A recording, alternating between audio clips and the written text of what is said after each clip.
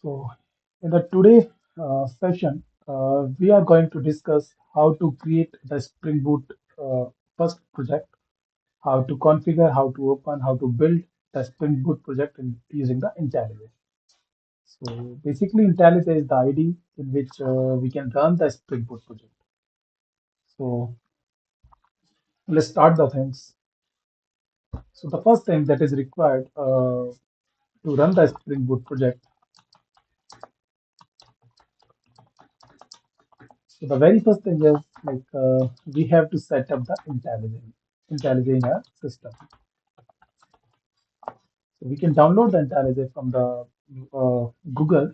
So just go to the Google, just type download IntelliJ ID. Now we can see the very first website. We can go there. That make it as a set top. I'm just copying this and putting into this here. Okay. So now if you can see here, there are two versions that is available for this IntelliJ. One is that Ultimate Edition. So Ultimate Edition is the paid version. It is coming as a free trial for 13 days. 30 days.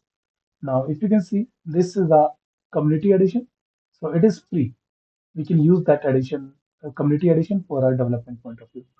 Just download the exe file from here, and after downloading this exe file, you can just install that exe file into the Windows environment.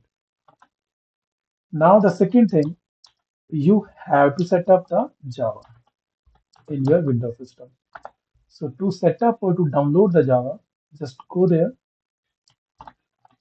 download Java. So the very first website is the Oracle website. You can go there and can just download the Java from here. So the latest is Java 24, JDK 24. You can just download any of the version and can install it in the system.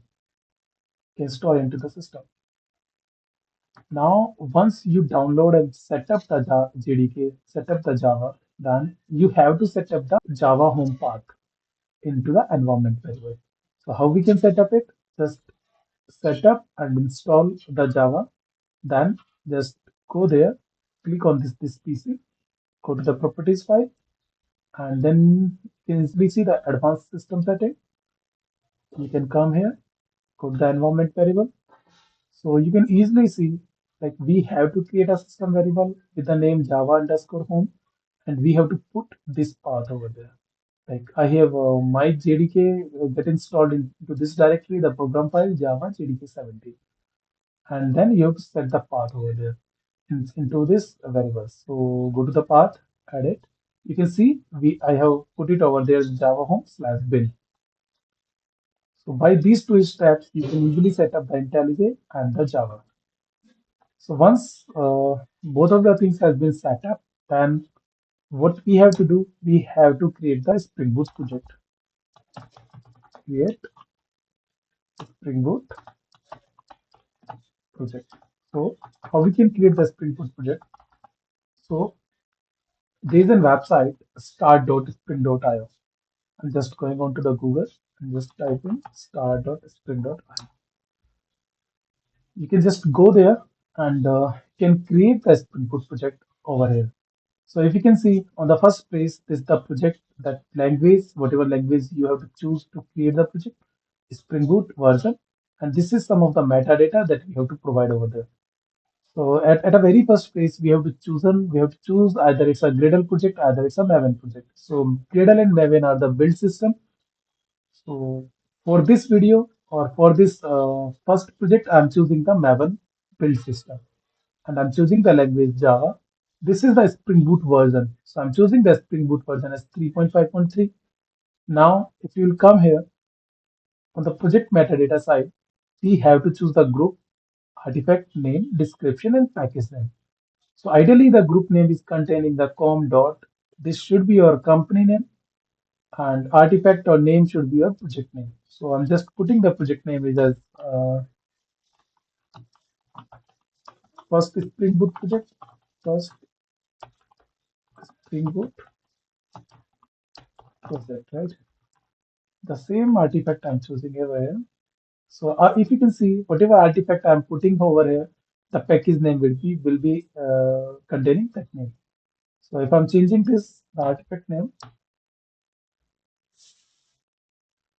sorry, I'm actually the name. If I'm changing the artifact over there. Okay, so you can see it gets changed now. This is the packaging. Either we have to create a jar file or a var file. I'm choosing the jar file. And which Java version we have to use? I have to choose this 17. 17. Why I'm choosing 17? Because in my system the Java 17 version gets installed. So once you set up the Java, then you can easily run this command on the terminal Java-version. Then you can easily see this is the Java version that I have set up in my system. So let me copy this command and let me put it over there in the notepad Java. This one. Now once you done all of those things and you can just explore it, easily can see whatever we have done so far. On the left hand side, we can see this is the project structure in which we can see there is a form.xml file. I'll explain it. I will explain it later. This is the source folder. Inside that source, we can easily see that the package name com example dot first Spring Boot project, and this is our Spring Boot application file. Now this is the resources folder, and inside this application dot properties file is there. So basically, application properties file is the Spring Boot configuration file in which we have to do some of the configuration. Now, if I'll go down, there's a form.xml file. So basically, the form.xml file is containing all of the dependencies, all of the libraries, whatever you have to use inside this project. Okay, now close it. Okay, here you can see the dependency section is there in the right hand side. So in this dependencies section, we have to add the libraries which we have to use in the Spring Boot. Let's say the first library, I can choose this add dependency button, and the first library that web, right, Spring Web. So that is required to create the RESTful application, RESTful API. So it is required. Now the second dependency, if you have to use some of the database or something, then we can use the S2 database. S2 is the inbuilt database, so we can use that one. You can use any of the other RDBMS. So we have to add the dependency of that RDBMS. Okay. Now the next thing is the okay. Let's start with with these two things as of now. If you will explore it again, and if you can see the form.xml file, so you can easily see those two dependencies over there, the web dependencies and the S2 dependencies. Those are there. Now, and closing it, you can go there and generate. Click on the generate button. I'm just saving it.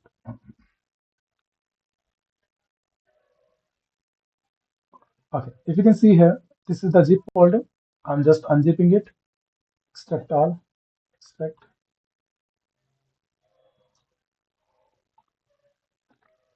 Okay, I'm just deleting the zip folder, copying it outside. Okay, now this is our project skeleton. I'm just copying it. Now we have to open this project in the IntelliJ. So in the first step, we have installed the GD IntelliJ in our Windows environment. So we have to open it now. I'm just typing here the IntelliJ, opening it.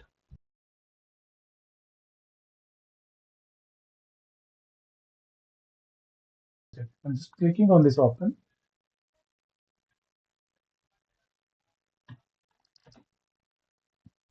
So I have to go inside this app and app directory. App is this, classes, Spring Boot, first Spring Boot. You have to select the form.xml file. Then just click on the OK button. Now it is giving an option to open as a project or open as a file. Just click as a open as a project, trust project. So it will open this project over here. Now in the bottom, you can see it is downloading something here, right? So it is downloading all of the dependencies from the form.xml file. Now automatically it is resolving the dependencies now. Yeah. Now if you can see here, the project has been set up in the IntelliJ. Okay. Now, if you can see the project structure, so we are having this form.xml file. In the form.xml file, we are having this web dependencies. We are having the S2 dependencies over there. And if you can see the project structure here, there's a source folder. Inside that source folder, this is the Java folder, and this is the main application. So if we are creating the Spring Boot project, then Spring Boot application is the first annotation that we have to provide on the main application basically. So this class is containing the main method. So we have to provide this Spring at the rate Spring Boot application annotation on this class only. Now, if you can go to the resource folder, and you can see the easily the Spring Boot, the application properties file is there. Application properties file is containing all of the configuration that is required for the Spring Boot application. Now, let me run this project first. Just going to the current file, edit configuration. We have to create a configuration here, admin application. I'm just putting the first application, first Spring Boot. You can put any of the name, whatever you require. It has been like we have to start the main class over here. Just select the main class and just click on apply. Okay. Now if you run it, then just run it. So you can easily see the logs in the bottom. Now, yeah, if you can see here, this Tomcat server has been started at the port number 8080. So basically by default, Spring Boot is using the web server as the Tomcat server, and it is running by default on the 8080 port. Now, if you have to change the port, so I already told that all of the configuration will goes to this application.properties file. So if you come here, then you can just write server.port, and we can easily change the port from here. So 8080 is the default port. Let me stop it. Let me run it again. Now, yeah, if you can see, 8081 is the default port. And yeah, now here you can see it is running with a context path slash. So by default, this is the context path. Now, if we have to change the context path as well, so we have a property server.servlet.context path. So I can put any of the context path, but keep in mind that should be related to your project. I'm just stopping it, running it again. Yeah, now you can see the Tomcat has been started on 8081 with the context path first. Yeah. So basically in this video, what we learned how to create the Spring Boot project using the Spring Initializr, how we can change the port, how we can change the context path, and uh, and how we can run, like how we can create this the configuration and how we can run it. So for your point of view, I'm just putting this link over there so that you guys can access it easily. Thank you everyone. Bye.